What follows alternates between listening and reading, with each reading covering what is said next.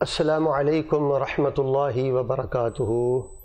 یہ بھائی پوچھتے ہیں، بڑا سیدھا سادہ سا سوال کرتے ہیں کہ افطاری میں خوراک کی مقدار کتنی ہونی چاہیے۔ تو اس سلسلے میں کوئی رسول پاک علیہ السلام نے کوئی خاص کھجوروں کی تعداد تو بیان نہیں کی۔ اگر آپ تاک کھجوریں کھائیں تو یہ انشاءاللہ باعث اجر اور سنت کے زیادہ قریب ہے۔ پانی کے چند گھونٹ آپ جتنی طلب ہے آپ پی لیں، تو اس سلسلے میں کوئی خاص پابندی نہیں ہے۔ کوئی بھی حلال نعمت کھجور کو ترجیح دیں، پانی کو ترجیح دیں۔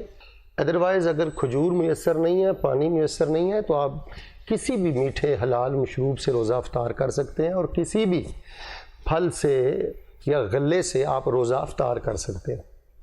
لیکن یہاں رک کر میں آپ سے ایک بات کروں گا کہ جو روزے دار احباب ہیں وہ افطاری کے وقت ظلم نہ کیا کریں۔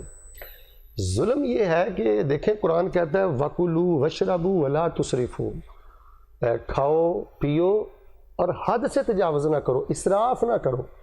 اب افطاری کے وقت ہم 200 کے قریب ڈشز کا استعمال کرتے ہیں، سموسے، پکوڑے، کچوری، تلی ہوئی چیزیں، مسالے دار چیزیں۔ یہ ساری چیزیں معدے کے لیے نقصان دہ ہیں، صحت کے لیے شدید نقصان دہ۔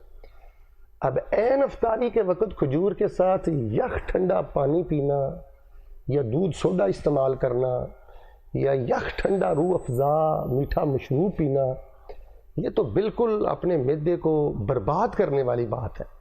دیکھیں نا جی، صبح سے معدہ آپ کا خالی ہے، انجن گرم ہے، اور آپ اس پر برف ڈال رہے ہیں، تو یہ میری بربادی ہے، سارے روزے کی آپ نے تباہی پھیر دی۔ یہ جو خدائی منصوبہ ہے نا کہ رمضان المبارک کے ذریعے اللہ تعالیٰ جو ہمیں ایک صحت کا نصاب دینا چاہتے ہیں، وہ ایک اس نصاب کا ستیہ ناش کرنے والی بات ہے۔ تو ہم سیر ہو کے نہیں چھوڑتے، تھک کے چھوڑتے ہیں، اک کر چھوڑتے ہیں۔ تو یہ رویہ سلسلہ ٹھیک نہیں ہے۔ باقی کوئی خاص مقدار نہیں، آپ نارمل پانی استعمال کریں، کھجور استعمال کریں، اور کوشش کریں تازہ پھل استعمال کریں، اور زیادہ تلی ہوئی چیزوں سے بچیں، یخ ٹھنڈے پانی سے بچیں۔ یہ آپ کی صحت کے لیے زہر قاتل ہیں، شدید نقصان دہ ہیں۔ اور شریعت آپ کو کہتی ہے وَلَا تُلْقُوا بِأَيْدِيكُمْ إِلَى التَّهْلُكَةِ، تو یہ تو بالکل اپنے آپ کو برباد کرنے والی بات ہے نا۔ آپ ابن قیم کی طب نبوی پڑھ لیں، اطباء و حکماء، اور بڑے بڑے جو حذاق طبیب تھے، آپ ان کی کتابیں پڑھ لیں۔ قلت طعام، انہوں نے صحت کا راز ذکر کیا، کم کھانا، تھوڑا کھانا، ضرورت کے مطابق کھانا۔ اللہ تبارک و تعالیٰ کے حضور دعا ہے کہ اللہ تبارک و تعالیٰ مجھے اور آپ کو بسیار خوری سے بچائے، اور سنت کے مطابق بھوک رکھ کر کھانا چھوڑ دینے کی اللہ تبارک و تعالیٰ توفیق عطا فرمائے۔